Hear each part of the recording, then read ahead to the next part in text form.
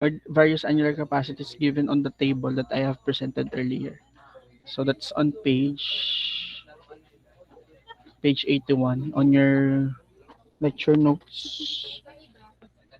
Visible na po ating screen. Sorry for the late kasi may inaasikaso lang din dito sa faculty for preparation for the PTC accreditation. Kaya medyo na late tayo ng start. Anyways, we'll have here we have solved earlier this one, the first one. But we didn't verify muna pala.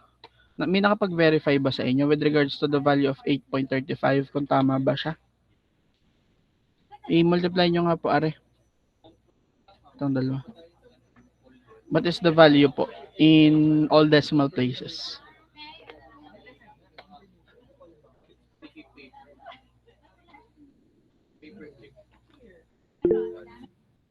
So that's 8.346. So basically that's technically 8.35 feet cube. No. No, so na-cancel po yung isang feet doon sa feet cube per foot. Next, okay, for the second one, let me call on my randomizer. Saglit lang, I'll be opening the classroom. Saglit lang ha.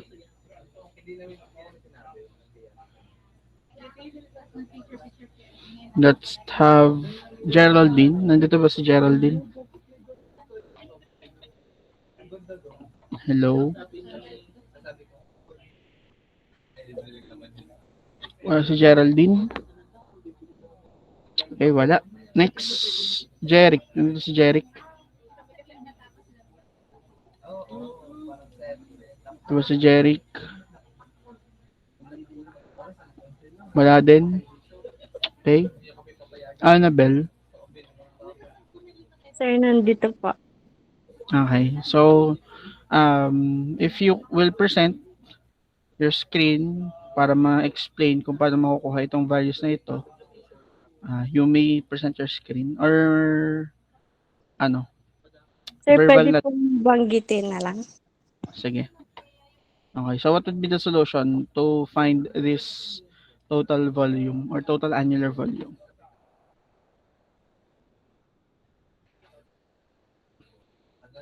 Let's use this space here.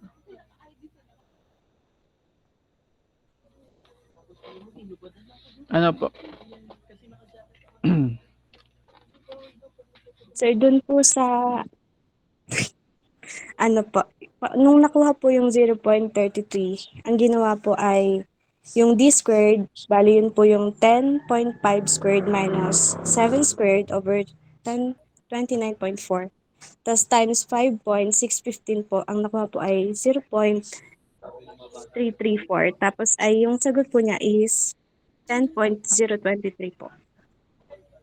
Okay, so we multiply it with 5.615. So basically, this part here, siya po ay may barrels earlier. I have mentioned na siya ay gallons, but this one is barrels per foot. Then when we multiply this into 5.615, these barrels will now be converted into feet cube per foot, which is yung 0. Anong value natin? Ano nakuha, Annabelle? 0.334 po. Tapos yung final po ay 10.023 po. 334 exactly? Or in for decimal? 0.334 0.334 Okay, so which is approximately this value here. No. So that is the value of our annular capacity. It's not yet the annular capacity, but it's the annular capacity factor. Then we just need to multiply it with the length, which is 30. Ano po ang sagot dito, Annabelle? Pag minultiply siya sa 30 feet.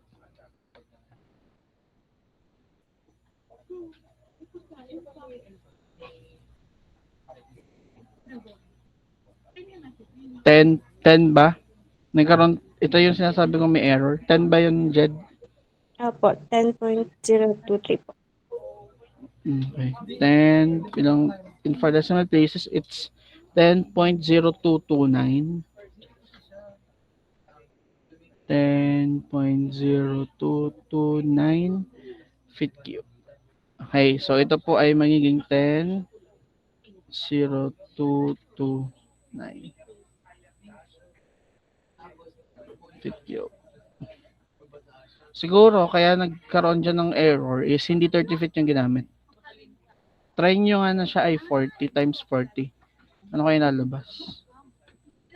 Yan bang ano, 30? 13, sir. Itong 13.36. Opo. Okay, siguro minultiply siya sa 40. Gets nyo? So this one is the type, ito yung typo dito. Pero kung 30 ang imumultiply, ang lalabas nating sagot is itong 10.0229. But since 30 nakalagay dito, yun yung sinundin natin kanina. Pero yung nakalagay ditong sagot, the final answer is 13.36. Siguro yan yung galing sa times 40. Okay, so 40 yung ginamit niya na multiplier. Nagets po?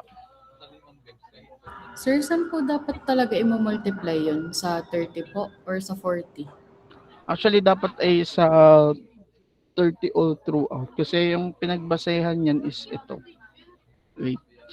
Saan ba yung wala kasi itong ano, in terms of the values na nakalagay, hindi siya accurate kung ano yung ano. Pero with regards sa kung alin ang gagamitin, yun naman po i-specify sa problem kung gaano kahaba or kaano yung part na. Halimbawa, 30 feet lang yung part ng hole na 10 and a half or 10.5. Jelab. Exam yun, quiz. Gets po. Gets. Okay. So next, let's have the next student to discuss number nagbo-volunteer. Wala mo ng volunteer ngayon. I'll be calling names para alam natin if nandito sila. Si Alberto Manuel. Nandito si Alberto Manuel.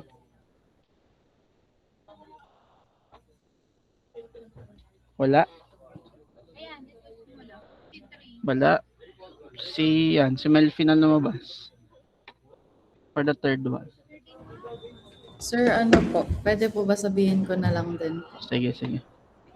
Di bale, ano sir? Wait lang. Kita niyo ba itong sulat na to or lalakihan ko? Parang liit. Kita naman po ya. Kita naman po. Okay, so try ulit natin dito. Di bale sir, game na po ba? Okay, go. 11 squared minus 7 squared over 1029.4, which is yung constant po natin, times 5.615, which is yung conversion po natin ng feet cube to BBL. It will give us, wait lang po. Bali, barrels to feet cube yun. Apa, 5.615. Meron po tayong 0.3927. Which is the same Three. naman sa nakuha natin. Yes po, same naman po. 27336312. Okay. Kapag And multiply then- siya sa times 30, Pag times 30 sir ay 11.78. So mali din po yung ano. okay, siguro Nasa- the basis here, hindi kasi clear dito. Pero siguro the basis here, di ba this is 30? Ito yung ginamit dito sa case na to. Ito siya. Tapos itong 40 dito siya ginamit. Tapos dito, minultiply siya sa 10. Gets nyo? Tignan nyo, pag minultiply nyo to sa 10, ang lalabas ay 3.93. Or 3.927. Gets nyo pa? So, siguro Pero sir, typographical error yun lang. po ay ano, sa exam or kung saan man. I-specify ko naman. Sige. Sir, saan po siya minultiply? Dito sa values na to. 30, 40, 10. Tingnan natin kung kung tama ba itong 30 dito sa 13 and a half. Pero kung iisipin natin, dapat ito ang 40, di ba? Ito ang 40 dapat yung sa 10. Tapos, but siguro this is the succeeding interval yung tinutukoy dito. But I'll be clear with regards to the values that I'll be giving if mapasama man siya sa ating quiz at sa finals. Kung ano yung gagamit nating lens. Ayan. Okay? Okay, let's try the last one. Number 4. Let's have si Renz. Nandito ba si Renz?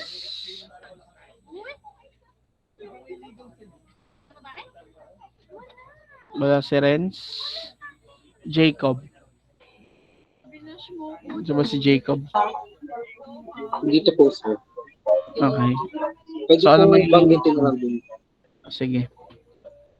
Ano po, di bali po, 13.5 squared minus 7 squared over 1,021.5 na multiply po sa 5.615.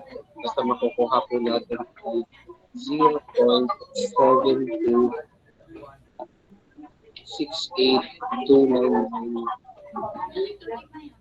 So, makakasi may discrepancy siya but still malapit lang pa din naman siya ano.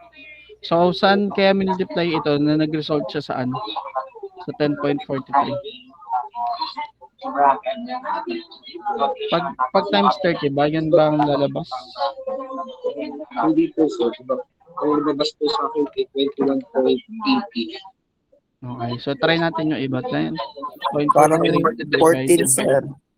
So 14, 1 Try na po, sir, sa 14 or 15. Sige, wait lang. 0.7. Kasi di-divide lang yun. So 14.34. 35. Yun ba nababa sa'yo?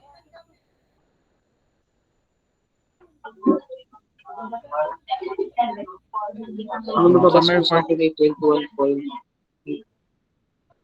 21?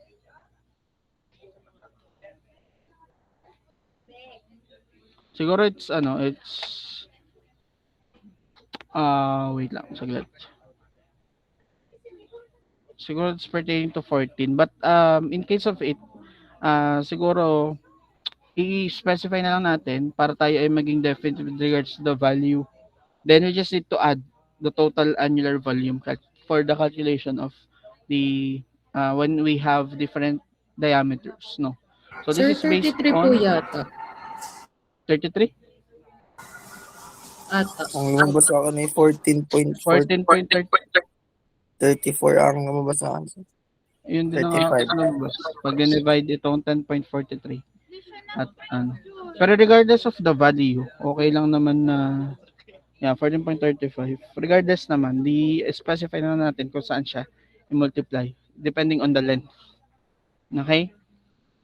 So yung atin po magiging total is based on the values that we have computed, kung ano man siya. Okay, so just need to add. Questions? So we need to have here the caliper lag. Saan nga natin ginagamit ng caliper lag? Based on the formation evaluation, our discussion last time. Anong gamit ng caliper lag?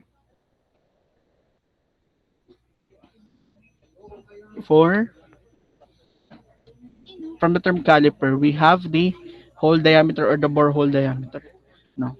So based on this caliper lag, we can see if there is a presence of caving. Pag sinabing caving, nagkakaroon ng uka yung ating borehole. Pwede din if there is a formation of excessive mud cake. No. So lumiliit yung ating diameter kasi nagkakaroon ng formation of mud cake or excessive formation of mud cake. Then kapag naman caving, lumalaki naman yung diameter. Okay? So those are some implications of the caliper lag. Okay. So for our next one, we have here the concept of hydrostatic pressure for formation. So this is not new. This is not new. This is not new to you since we have discussed this one already during our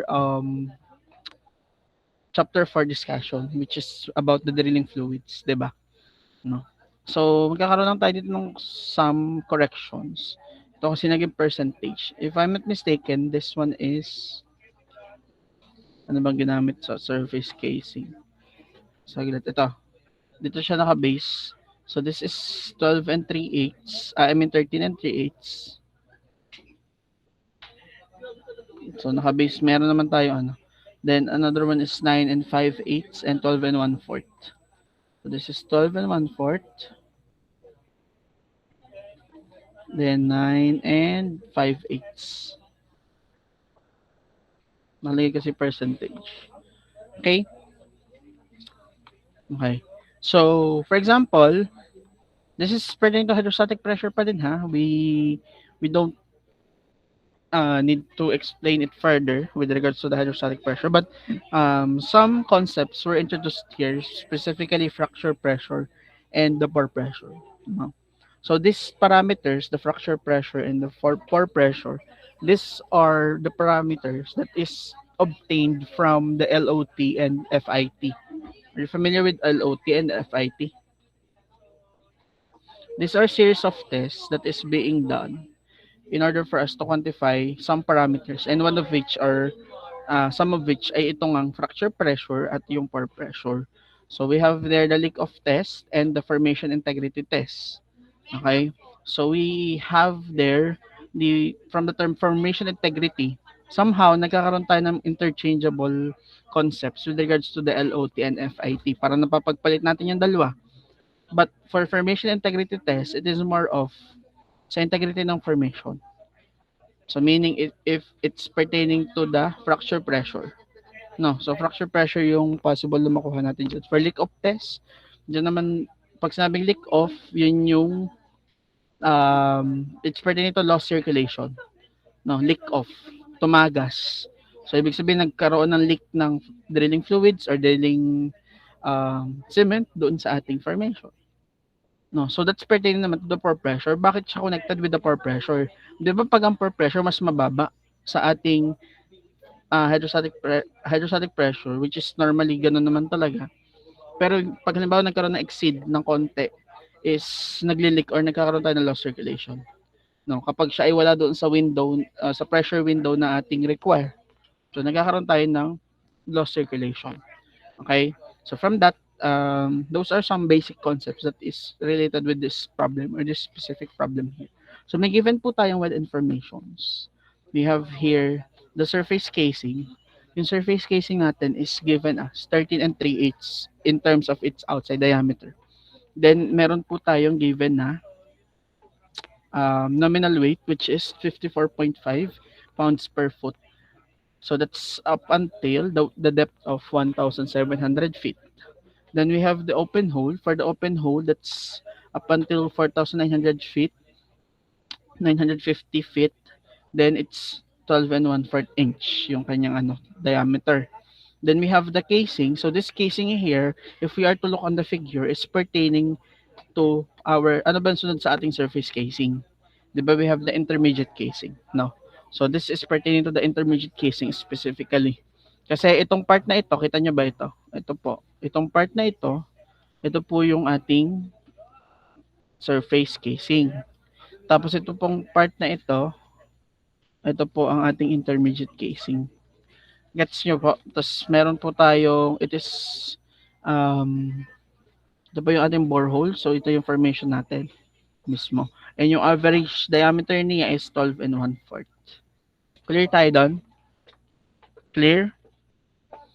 So for this problem, kaya tayo nagkaroon ng review with regards to the computation of annular capacity kasi gagamitin natin siya dito. Okay? So you must listen carefully with regards to how we will be solving this one kasi the details is very let's say that's very case sensitive with regards to the values that we are using. No, so hindi pwedeng magkapalit-palit tayo ng values dito. Okay? So let's try.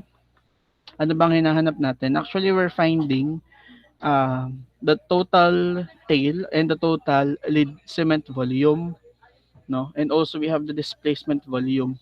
For the displacement volume, it is required to be in barrels.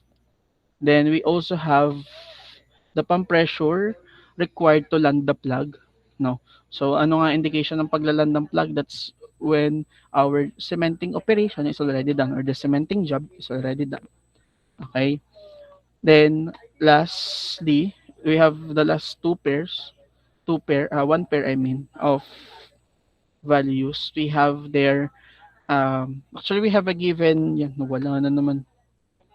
We have their given formation pressure and formation fracture pressure and the pore pressure or the formation pressure.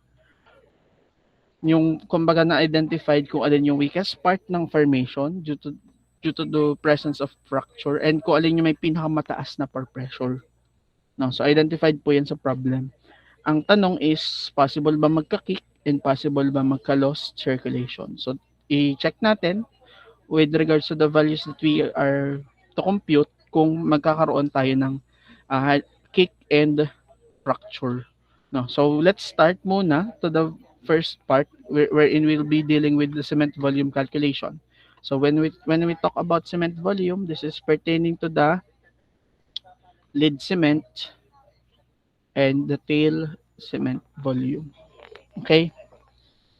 So first step is if you are to look sa figure po natin. So mas maganda to i-discuss ko kasi to last time sa kanila ng face to face. Mas madali kasi siya i-discuss ng face to face. Okay. So for this one, makinig na lang kayo we are to compute for V1 which is alin ba yung sinasabing V1? Ito yung V1, yung may stripes na part. No? So paano natin mako-compute yung ito kasi ay side view. So kapag tiningnan natin siya sa top view, ang itsura niyan ay ganito. Gets niya? Yung itsura niya pag top view ganyan, pero siya ay nasa side view. Kumbaga ang perspective mo ay nasa formation that is adjacent to the borehole. Gets niyo po yung picture niya, yung illustration, yung figure. So ito po yung ating setup, no? So we are to compute. So ito po ay pabilog, paikot siya doon sa ating casing. Sa specifically so ito yung annulus niya. This annulus here is pertaining to this one. So paano natin mako-compute yung annular volume niyan? Paikot yan ha. Kung i-3D natin yan, pag ganyan yan. Sige, pag ganyan yung pabilog yan. No? So ganyan. So paano natin mako-compute yung V1? Yung V1 is pertaining to the annular volume. So paano natin mako-compute? Di ka kanina yung formula natin, that's D na malaki square minus D na maliit square all over 1, 2, 9.4. Tapos multiply pa natin siya sa 5.615, di ba? Para maging feet cube. No. So yun yung gagawin natin for that. So ano mangyayari for our given? Let's try. Anong inner diameter nitong casing na to? Itong pong casing na to. Anong inner diameter nitong casing na to? Ito. Di ba this is pertaining to our sa nakaturo sa kanya yung 13.38. So that is based on the given, that is our surface casing. So ano inner diameter niya? Given ba ang inner diameter niya? Given, hindi. May nakikita ba kayong inner diameter? Nasaan ang inner diameter? Ayan po, 9/5/8. Ang 9/5/8 ay ang outside diameter ng intermediate casing. You don't confuse that part there. Nakaturo naman siya sa ating figure na itong 9 and 5/8, ito po yung outside diameter ng ating intermediate casing. But we are talking about the surface casing. May given po tayong outside diameter, pero wala tayong given na inside diameter. Paano natin makukuha yan?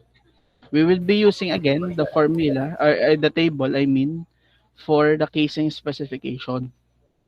Tandaan niyo yung table for casing specification? Saan ba ako may ganun? Tingnan ko lang. Check ko lang ha yung casing specification. Then, natin siya, i-flash natin. Para lang din ma-recall natin kung saan siya galing. Saglit. Saan ba yun? Midterm, right? Baka yung naka-share screen, makita nyo ang i-double check natin para alam din ng iba kung saan nanggaling siya.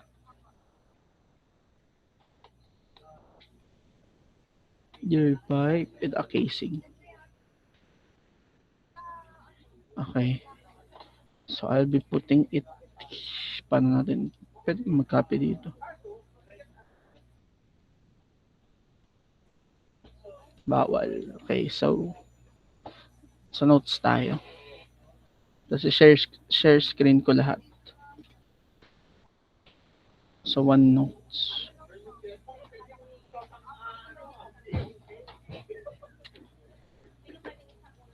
Okay. Let me just share my entire screen for your benefit.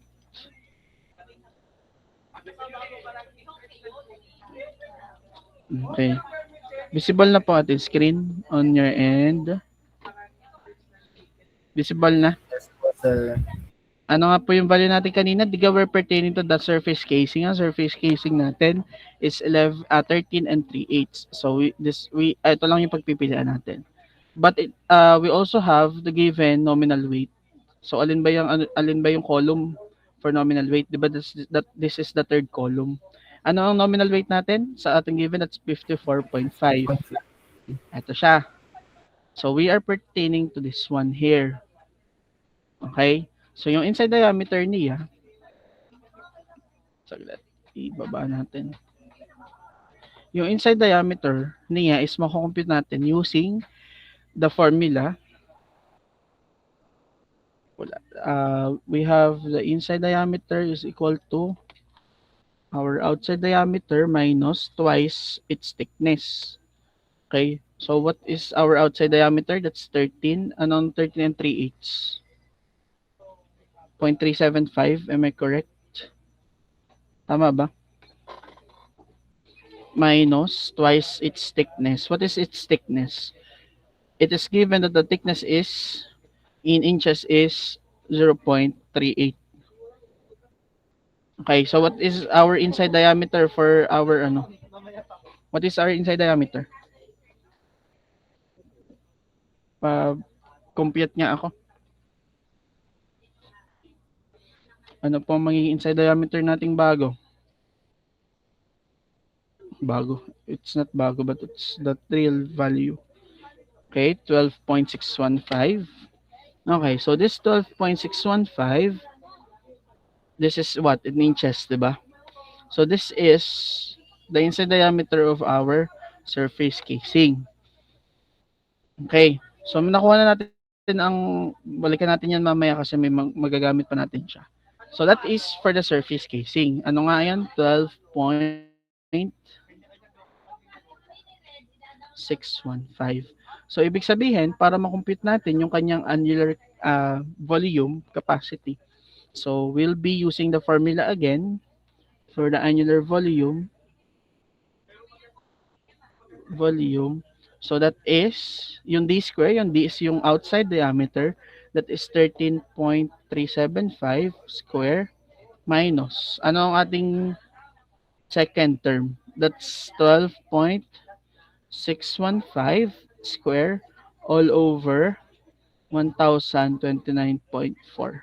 Then we multiply it again by 5.615. Ano pong sagot dito?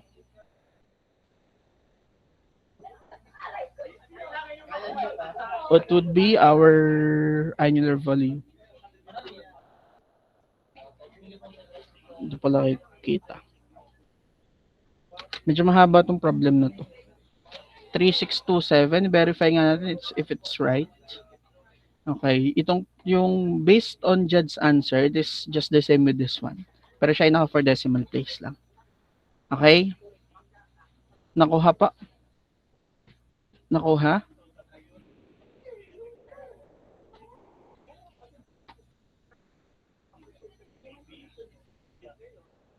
Three six two seven ba? Tama ba?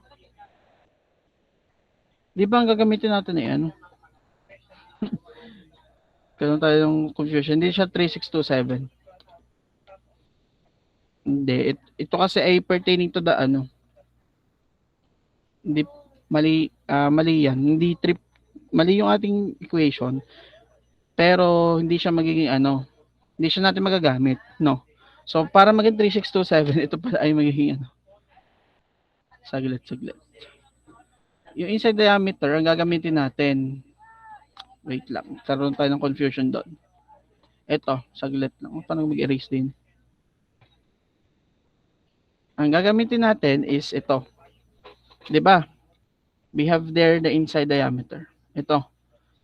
We are only pertaining to this volume. Saan ba siya adjacent? 'Di ba siya ay adjacent sa inside diameter? Kita niya? Adjacent sa inside diameter ng ating surface casing and also sa outside diameter ng ating intermediate casing. So, ibig sabihin, ang mangyayari dyan, mali yung ating na-type kanina. So, siya ay magiging 12.615 square minus ano yung gagamitin natin outside diameter. Hindi naman natin kailangan i-compute na inside diameter kasi outside diameter lang nung ating surface casing yung kailangan, which is itong 9.625 or yung 9 and 5/8. Anong sagot? Lalabas na ba yung sagot dyan? Paano mo na-compute kanina yung Jed? Mali yung ating equation.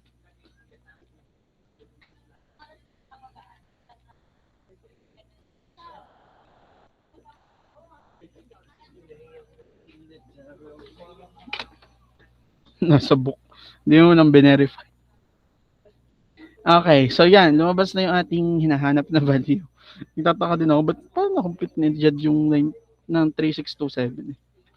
Eh, mali nga yung nilagay.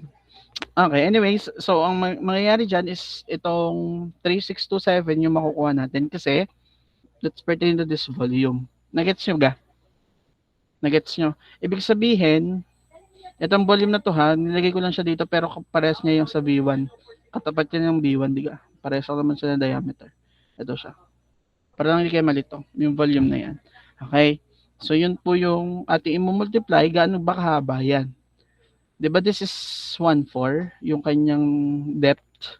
Tapos ito ay 1.7. So ang difference is 300. Kaya multiply po natin siya sa 300. Gets? Gets po? Okay. So we have there the V1. Next, for V2 naman. For V2, this particular interval here is open hole. Ito I mean by open hole. It is directly exposed to the formation. So wala tayong casing dyan. So our diameter here na gagamitin is yung diameter ng borehole, which is 12 and 1/4. So mangyayari, para makompute natin ito, diameter ng borehole at hindi na natin kailangan kunin ang inside diameter, wala mang inside diameter. Ang kasi saka lang tayo nag-inside diameter kasi kapag may casing. Okay? So, ang gagamitin natin ito is simply the 12.25 or yung 12 and 1/4. Okay? Then, just need to get the outside diameter of this one, which is just the same na 9.625 lang.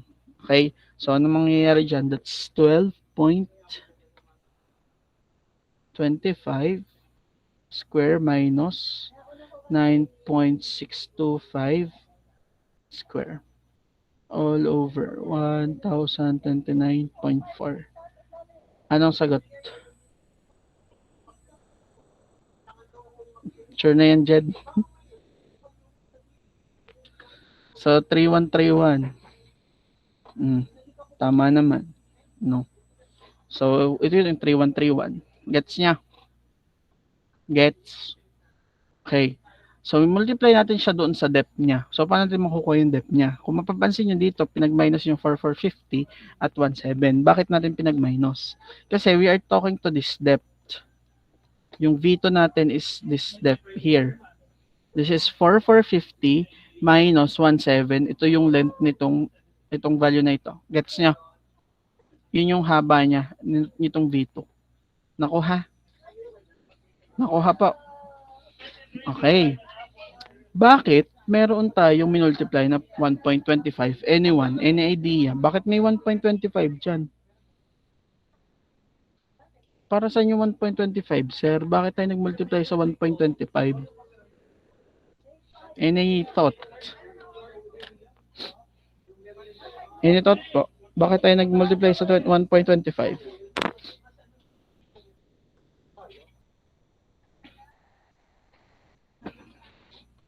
Mag-try ko nga magtawag. Yan, gawa, sabi ni Aaron, gawa daw ng excess which is pertaining to this one. We have there the excess which is required as 25%. Ibig sabihin, para makompute natin yung magiging total volume with that excess, accounting that excess, we need to multiply it by 1.25. Eh sir, bakit doon sa B1? Hindi po tayo nag-multiply ng excess. Bakit doon sa V2 lang? Bakit nga ba? Anyone? Any idea? Bakit sa B1, sa B2 lang tayo nag-multiply ng excess? Doon sa B1 hindi na. Ano bang purpose ng excess? Kaya nga siya tinawag na excess pasobra. Okay, so by the term excess, alam natin na ang V2 or yung section or interval V2 is exposed or open to the formation. Ibig sabihin wala siyang casing. So possible magkaroon diyan ng slow circulation. Okay? Kaya ang ginawa, nagkakaroon tayo ng 25% excess for V2. Unlike V1, yung V1 section, yung interval sa V1, naka-case po siya. Hindi na natin kailangan magkaroon ng sobra. Dapat sakto lang yung ilalagay natin. Nakukuha nyo nga. Kasi yung 25%, ang mangyayari dyan, sisinip na lang siya doon sa mga, lalo na kung porous yung formation na napatapat dyan, sisinip na lang siya. No. So magkakaroon lang siya ng, squeeze. Mag-squeeze lang siya doon sa mga pore spaces. Nagigets nyo ga? Gets po? Guys? Okay. So upon computation, pa-verify nga if this is the correct answer. 1076.6. Medyo may discrepancy but still same lang naman yung sagot. Nagigets nyo po? Okay. So it is verified or it is mentioned na yung atin pong lead or the lead cement is pertaining to the sections or intervals V1 and V2. So para makuha natin yung total lead cement, we just need to add V1 and V2. Okay? So adding those two, we'll get that the total lead cement needed is 1,185.1 cubic foot. Approximately that value kasi meron tayong discrepancy kanina. Questions? Questions? Una pa lang yan ha. Madami pa tayong kukunin. May displacement volume pa tayo. Meron pa tayong... Okay. Next. We are down to the tail system or yung total volume of the tail. So, paano natin makukuha yung sa tail? The tail is pertaining to this checkered part, itong V3, as well as yung part ng V4. Anong pinagkaiba ng V4? Yung V4 kasi, siya mismo ay nasa loob ng ating intermediate casing. Unlike V3, V2, and V1, siya po ay annulus or annular space. But still, the computation or the approach for the computation is just the same. No? So, paano? Later on, I'll be showing to you ano yung pinagkaiba nung sa V4. But let's focus muna doon sa V3. Yung V3 natin, kung una nyo mapapansin is, meron siyang excess. Kasi, exposed po siya sa formation. Nagets. Then, tapos yung atin pong gagamitin na annular volume capacity, same lang. Kasi same lang naman na ito ay 12.25 tapos ang outside diameter ay 9.625. Same lang naman yung magiging annular volume dyan. So kaya same lang ang ginamit na 0.3131 feet cube per foot. Then you just need to multiply it to its total length. Saan nanggaling ang 500 feet? Nanggaling siya, if you could notice here, yung atin pong bottom hole is at 4,950 feet. Tapos yung pinaka-top ng ating tail, what do we mean by the top of the tail? So this is our boundary for the tail and the lead cement. Okay? So from here, paano natin makompute ang value? That's 4,950 minus 4450. So that's simply 500. Kaya po 500 yung nandito. Then we'll get V3 as 295.7 feet cube. Nagets ga po yung pagkuha ng V3. Okay, sure ha. Okay, next for B4. If you could see, B4 is denoted as the shoe joint. Yung casing shoe natin, this is pertaining to this V4 here. Ito po yung B4. Okay. So, paano natin makukompute yan? Saan nang galing ang 42 feet? Ang 42 feet ay manggagaling sa value wherein yung atin pong float collar, itong float collar, ito yung top portion ng ating shoe joint. So, tapos yung shoe mismo, or yung float shoe, siya ay at 4,950. So, ibig sabihin, yung total length niya is 4,950 minus 4,908, which is 42 feet. Nagets ga? Okay. Saan naman nanggaling ang 0.4341? Kasi this one would be a different case kasi nasa loob siya. Nasa loob siya ng mismong case or yung casing. So, paano natin makukuha? So, that's simply, since ito ay loob na mismo ng casing, no? So, we need to know the inside diameter of the intermediate casing first. Ano ba ang outside diameter ng intermediate casing natin given? Ang outside diameter niya, if we are to look at this, is 9.625. Tama. Outside diameter is 9.625. This is our outside diameter. And we are required to find the inside diameter, which is outside diameter minus twice the thickness. And from this, we can directly substitute. So we have OD is 9.625 minus twice the thickness. Ano ang thickness niya? 9.625 ang outside diameter. Anong nominal weight? 36 pounds per foot. Using the specification table, again, we have there 9.625 or 9 and 5/8 tapos yung kanyang nominal weight ay ano nga nominal weight? 36. Ito siya. This one. Pertaining to this one. So, ang thickness niya is 352 or 0.352. So, ano magiging sagot natin for this one? Ano ang ating inside or internal diameter? 8.921. Okay, so for this one, directly substitute lang natin ang 8.921 square. So, ito ay wala nang ima-minus. Direction na siya.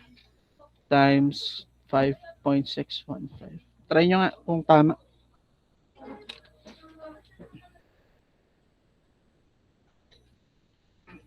Verify nyo din ha. Baka kasi mali na naman tayo ng input.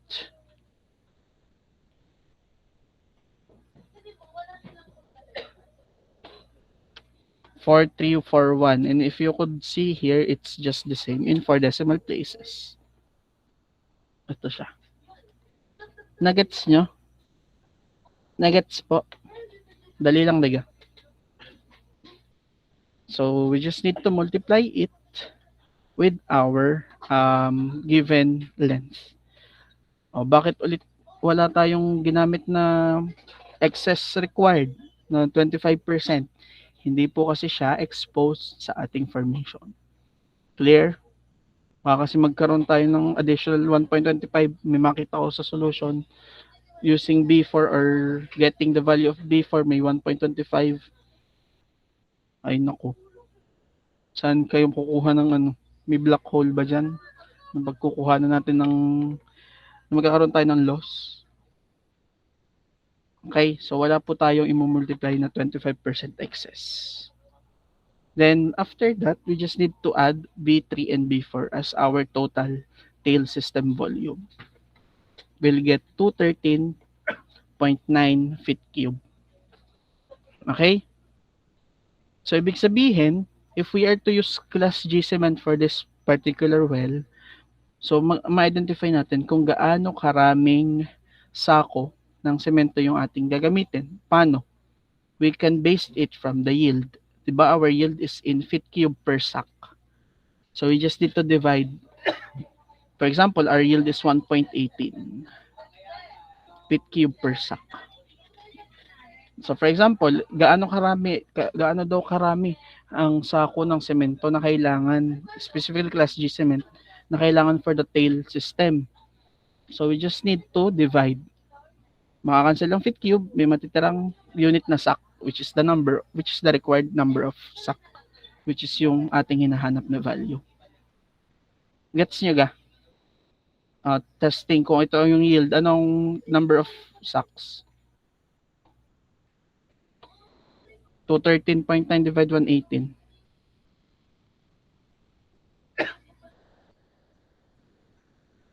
1.18 pala. Anong lumabas sa inyong sagot? 181. So, ibig sabihin, 181, kahit yan ay 181.3, no? So, kailangan natin magpasobra. So, ang gagawin natin, syempre, sako, wala namang kalahating sako. I mean, if on a engineering standard value, wala naman po tayong kalahating sako. We only tend to have this standard weight, yung 94 pounds of cement for that specific sack. So, kung ganyan, i-round off po natin siya into whole number na 182 sack. Gets po yun.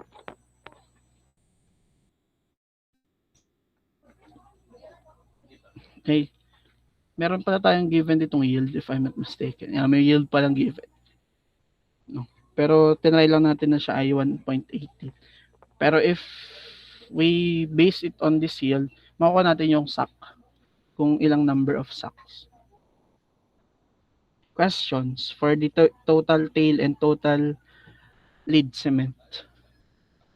Question? Gets po.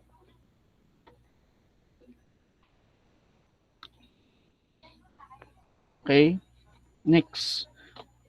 For the next unknown, we have there the displacement volume. Pag sinabing displacement volume, we are pertaining to what type of fluid? Displacement volume. Ano yung tinuturing nating displacement fluid? Guys. Ano yung displacement fluid natin?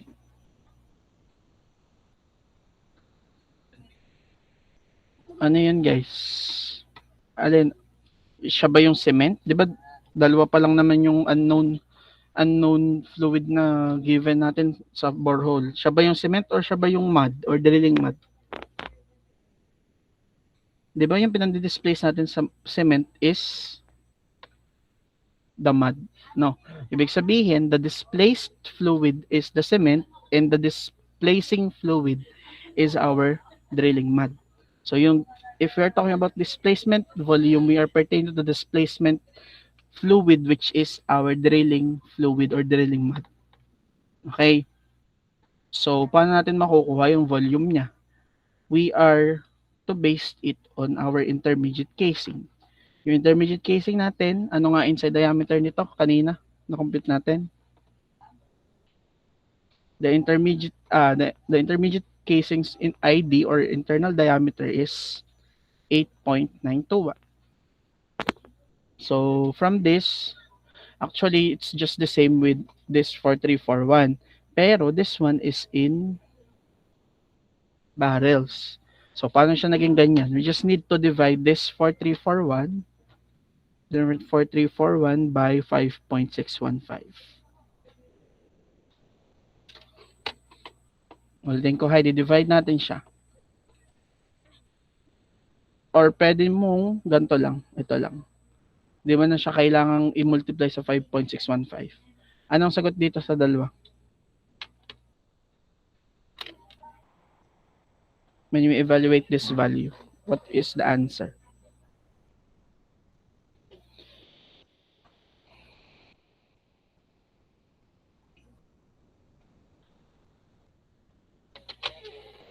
nakuha yung sagot?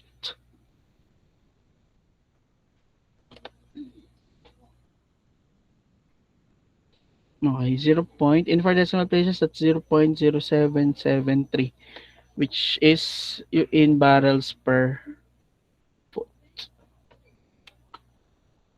Okay.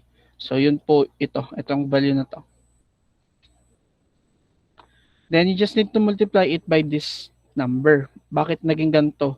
Kasi, yung length niya, this is the displacing fluid. Ito yung ino-occupy ng ating drilling mud, itong part na to. Yan. Paano natin malalaman yung length niya? From the surface, di ba ang total depth niya is 4,950. Ibabawas lang natin yung length nung shoe or nung float shoe. Okay? Or nung float collar or this thing here. Okay? Babawas lang natin yung 42, which is just this value. Then we can get the displacement volume in barrels already. Simple as that. Question? Questions? Gets po yan? Okay. So next. The next unknown is the pump pressure to land the plug. So meaning when we land the plug, it is the indication that our cementing job is already done. Okay. So how can we know the pressure or the pump pressure needed? So we first need to quantify the value of the hydrostatic pressure inside the casing and the hydrostatic pressure outside our casing. Okay? So paano natin makukuha yung mga values na yan? Di ba we have there the mud, the tail, and our tawag ito, yung ating the lead cement. Okay? So we just need to compute for the total hydrostatic pressure that is exerted by this. So this is for the inside of the casing. So ano yung magiging basis natin for this one? Di ba meron tayong haba? Itong haba natin, ito ay yung sa total depth ng mud, inoccupy ng mud, ito siya. Okay? Ano yung density ng mud? Yung density ng mud is given sa problem. The displacement fluid itself or its mud is 11.5. So ito po yung density niya. This is simply the formula, yung 0.052 rho times d or yung depth natin or the height. Okay. So we just need to input our density and the depth. So makukompute nating pressure is 2935 PSI. Okay. Next, we have here the tail. So we are pertaining to the tail system. Kaya ang ginamit nating density is 16.4. Then we multiply it saan? Doon sa length nung atin pong float shoe, which is 42 feet. Kaya po meron tayong accounting for 35.8 PSI. Then we just need to add. So this is pertaining to the hydrostatic pressure inside the casing, adding the two values that we have computed, which is, in total niya is 2970.8. Clear tayo sa pag-compute ng hydrostatic pressure doon sa loob ng casing? Okay. So, na-compute na natin yung loob. I-compute naman natin ngayon ang nasa labas. So, paano natin makukompute yun? We have here, the height of the mud is 1/4 less than the length of the spacer. No? So, ibig sabihin, di ba this is 1/4?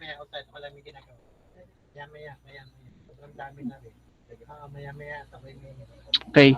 So, di ba, hindi na kasi clear tong ating erase natin tong mga dami ng writings. Ito, dito na lang tayo mag-focus sa part na to, sa left side. Kita nyo po itong part na to. Ito po ang tinutukoy na 1/4. Na ganun. Ito yung 1/4 feet. Diba? This is the 1/4 feet. ito po ay pinaghahaluan ng spacer at ng mud. So, meron ditong spacer, meron ditong mud. Gets nyo? Pero hindi natin alam kung gaano kahaba yung ino-occupy nung mud. Nagagets nyo?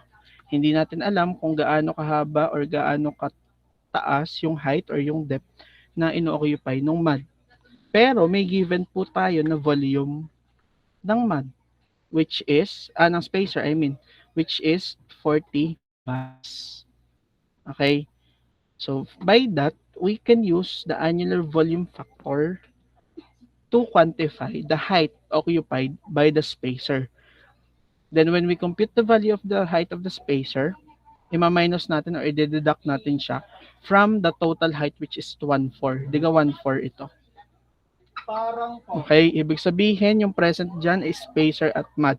Hindi natin alam kung gaano kahaba or katangkad yung ino-occupy ng ating spacer at mud.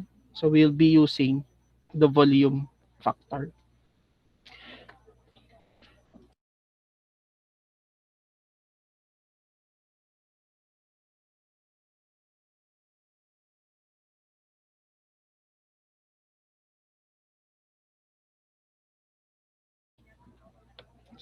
Nagets ka po?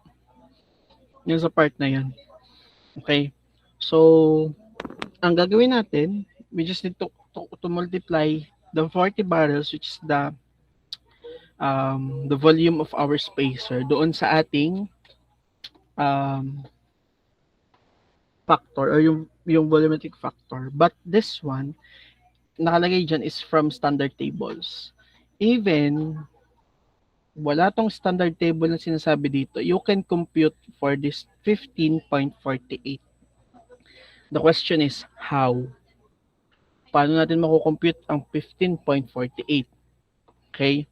So, balik tayo doon sa annular volume capacity natin at this one. Diga, this is just the same with the annular volume capacity or the space doon sa V1. Same lang siya, di ba? Ang na-compute natin kanina is 36. 0.3627. This is in feet cube per foot. No? Ang ginagawa ko dito ulitin ko lang, is paano natin makukuha itong 15.48 kahit di tayo gumagamit ng table. So, based on this value here, which is just the same doon sa annular volume capacity or factor nung ating V1, same lang naman sila ng factor, i-convert muna po natin ito into, saan natin siya i-convert? Into barrels. Okay? So, converting this one into barrels, we just need to divide it by, kasi per every barrel, there is 5.615 feet cube. Okay? So, anong magiging sagot dito? Ano magiging sagot dito?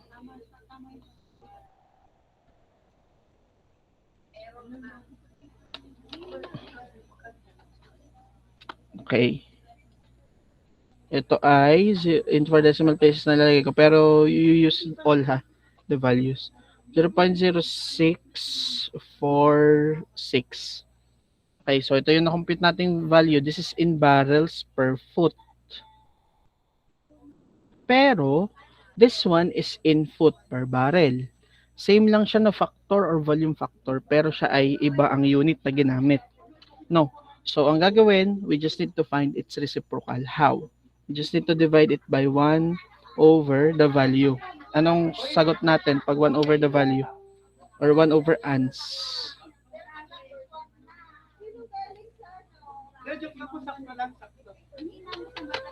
Anong sagot? 15.4811 ba? Ano ba sa inyo? Ba't iba-iba tayo ng sagot? Pero may discrepancy siguro, inulit yung i-type. Yung akin kasing nilagay is yung mismong answer na. Kaya siya ay approximately 15.48. Nagets pa yung pagkuha? Siguro yun yung dire-diretso na. Kaya may discrepancy siya. Questions po?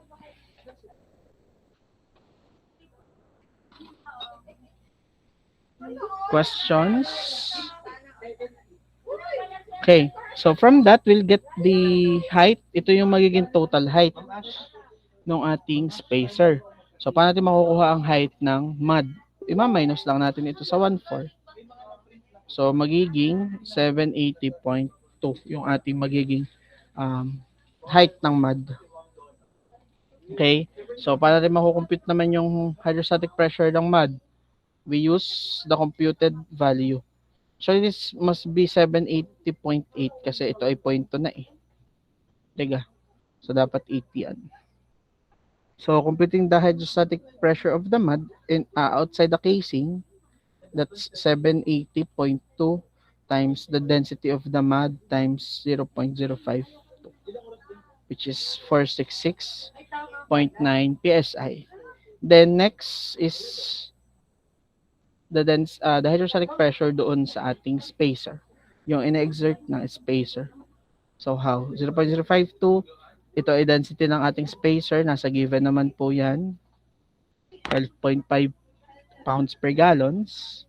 Then its height, ito yung na-compute natin kanina, na height niya, this is supposed to be 16 point, that's correct pala. Okay. Then, our value po is for O2.5 for the spacer. Then, syempre, we'll have here the lead cement. Saan yung lead cement? Di ba lead cement is itong V1 to V2. Itong V1 to V2. Tapos na tayo dito sa 1/4 na height, diga. So, ito naman tayo sa V1 to V2. So, yung total height niya is 1/4. Diga, ito yung 1/4. That's 4,450 minus 1/4. So, ano siya? Ginawa is yung 4,450 minus 1/4 na mismo. Pero pwedeng diretso na siyang 3,050. Okay? So, bakit i-multiply dito sa 13? Kasi magkaiba ang density ng lead at tail cement. Okay? So, be careful on that. Kaya, yung atin pong gagamitin is 13 ppg for lead cement, then 16.4 for the tail cement. Saan ang galing naman itong 4,950 at 4,450? It's pertaining to this pressure or this height here para makompute natin yung hydrostatic pressure exerted at that interval. Okay? So, ano mangyayari dyan? We have the total hydrostatic pressure outside. Ito siya. Mas malaki yung pressure sa outside. So, tendency, if we let it be, mapupush pabalik yung ating mud. So, kailangan may assistance tayo ng pump pressure. So, paano makuha natin yung difference doon is we need to subtract the values from the inside the casing or the hydrostatic pressure inside the casing and the hydrostatic pressure outside the casing. So, ito yung, ibig sabihin, ito yung difference sa pressure nila. No? So, para magkaroon tayo ng equilibrium, we need this value. Pero since we need a movement from our surface papunta doon sa bottom, so we need to exceed our pump pressure by 386.8 psi. So, the pump pressure to land our plug must be greater than this value. Okay? Question? Questions po? Bakit nagsad?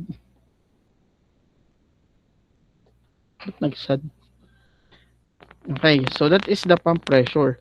Next, the last set of unknowns. The last set of unknowns is there a possibility of kick? No. So we are to quantify it based on the hydrostatic pressure. We will be computing. Then the next question is there a possibility of fracture? No. So the fracture daw po, or the fracture pressure is identified on the given. Now, the weakest part of the formation is at 4,320, somewhere here. 4320, edi somewhere here sa part na to. Dito sa part na to. Somewhere there. Approximately there. That's 4320. Kasi yung fracture pressure is 3215. Meaning, ang concept lang dito is, at that point, ano yung hydrostatic pressure na ina-exert ng ating cement? No? So, ano yung hydrostatic pressure na ina-exert ng ating cement at that point? Paano natin mako-compute? Kailangan, mas mataas yung fracture pressure ng ating formation kesa sa hydrostatic pressure. Kasi kapag yan po ay nag-exceed doon sa fracture pressure, meaning mag-initiate ang fracture or magkakaroon po tayo ng artificial fractures. Okay? Caused by the excessive loads or excessive force done by the cement. Nagets po yung concept. Okay? So, i-compute natin yung pressure at that point. So, yung pressure natin, we account for the pressure exerted by the mud, the pressure exerted by the spacer, the pressure exerted by V1, and some parts of V2. Okay, hindi lahat kasi at that point, hindi naman siya nag-exceed or mas mababa siya sa 4,450. Nagigets ga po. Okay, so from here, we have their hydrostatic pressure of the mud, the hydrostatic pressure of the spacer, and the lead, yung V1 at V2, yung some parts of V2. So, para natin makukuha yung length niya lang.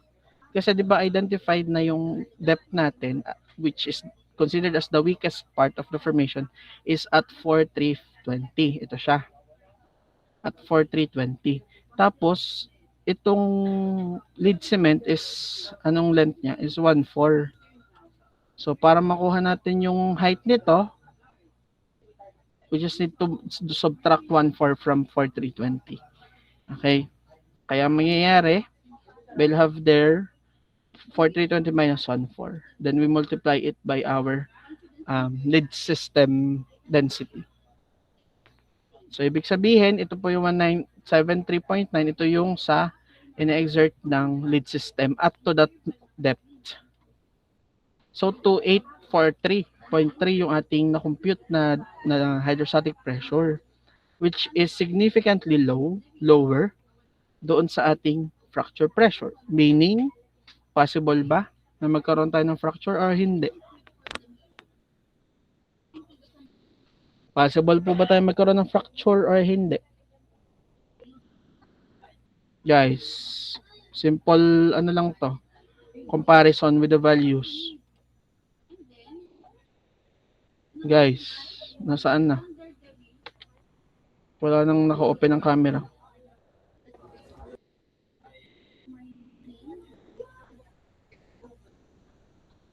Possible ba tayo magkaroon ng fracture dito or hindi? Tawag tayo. Parang walang tao eh. Rika. Diba si Rika? Wala si Rika? Next. Shera. Present po. Okay. Shera, my question is there a possibility of fracture given that the fracture pressure at the depth of 4,320 feet is 3,215 psi, tapos yung na-compute nating hydrostatic pressure is 2,843.3 psi. Is there a possibility of fracture pressure at that depth? Yes or no lang? And why?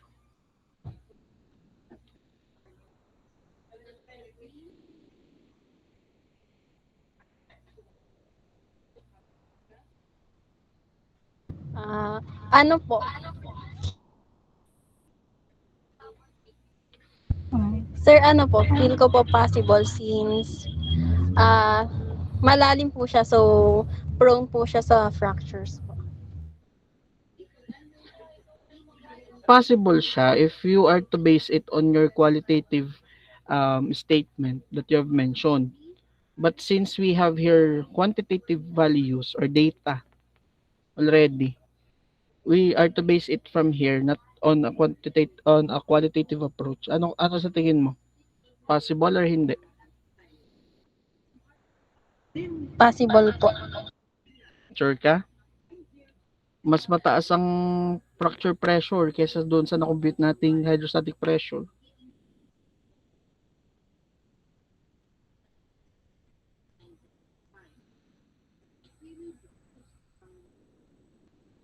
How about si John Ritz? Imagine this ha. We have here the formation. Tapos, at this depth here, let's say this is the depth of 4320. Ito yung identified as the weakest part of the formation. Kasi, at 3,215 PSI of pressure only, possible na magkaroon na ng fracture. So, ibig sabihin, ito na yung may pinakamababang fracture pressure sa lahat ng depths. Okay? Ang compute nating hydrostatic pressure at that point is 2843.3, which is significantly lower than the fracture pressure. So, possible ba na magkaroon ng fracture o hindi? Simple as that. No po. No. So, when we talked about the quantitative data, hindi possible kasi mas mababa or malaki yung significant difference between the fracture pressure recorded at that depth and also the hydrostatic pressure. Nakuha nyo?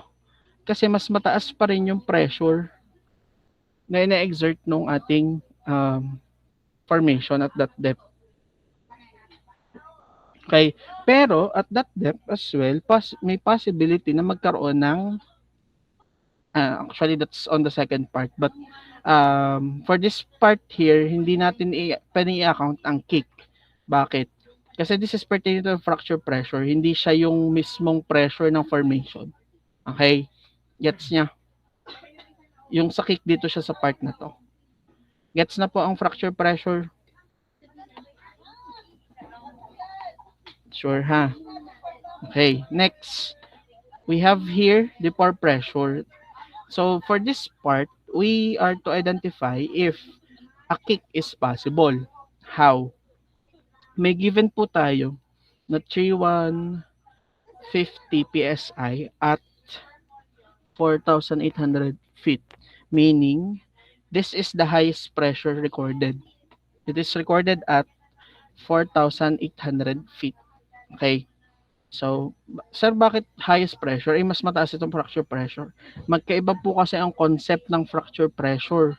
Ibig sabihin, kailangan nitong pressure na ito para mag-initiate ng fracture doon sa depth na yun. Hindi siya yung formation pressure na ine-exert ha. Siya yung pressure or kumbaga para siyang in terms of strength. Siya yung strength nung depth na yun. Nakukuha nyo yung difference ng fracture pressure at pore pressure. Nagagets po. Baka kasi magkaroon tayo ng confusion with regards to pore pressure and fracture pressure. Ibig sabihin, regardless kung mas mataas yung value ng fracture pressure sa pore pressure or sa highest recorded pore pressure sa formation, it's still possible. No. Regardless kung mas mataas. Kasi ito ay pertaining lang sa strength nung part ng formation na yon. And it's considered as the weakest part of the formation. Okay? Okay, so let's compute for the hydrostatic pressure at this depth. Kung possible ba magkaroon ng kick. Upon computation, I don't need to explain this further kasi these are just total of the hydrostatic pressure. Ang na-compute po nating pressure is 3,229.7 PSI. 3.2, which is way higher than the pore pressure. It is slightly higher, no? But in terms of the difference, 79.7, this is somehow pasok naman siya sa window wherein its difference from the pore pressure and the formation pressure must be at that particular range of value, no?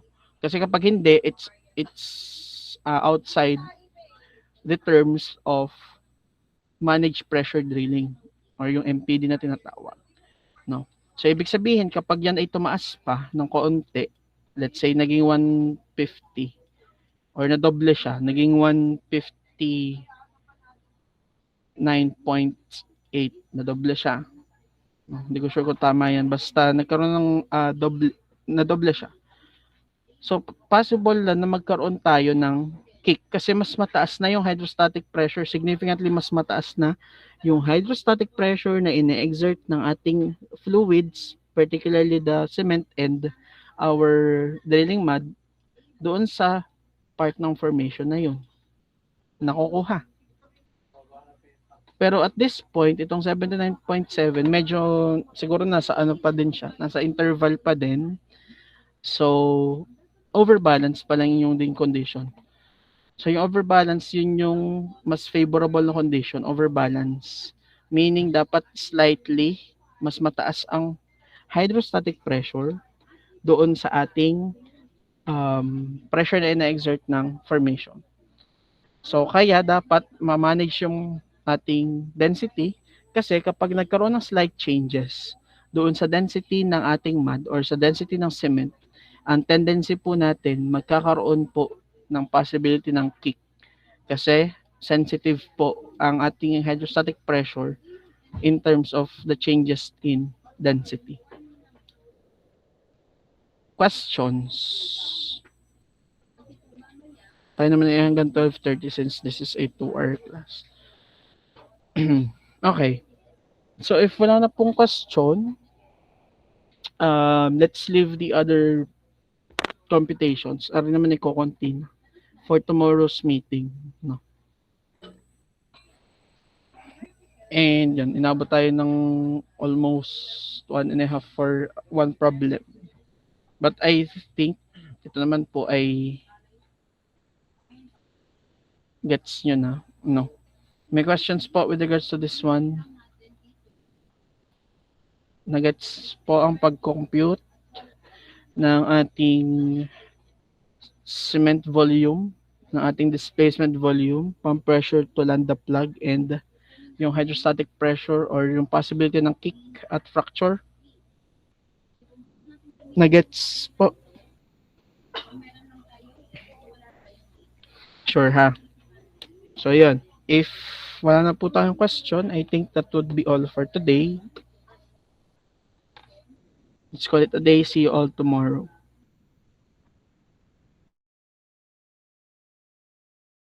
Thank you, sir. Goodbye po. Thank you po. Thank you po. Thank you po. Thank you po. Thank you. Thanks,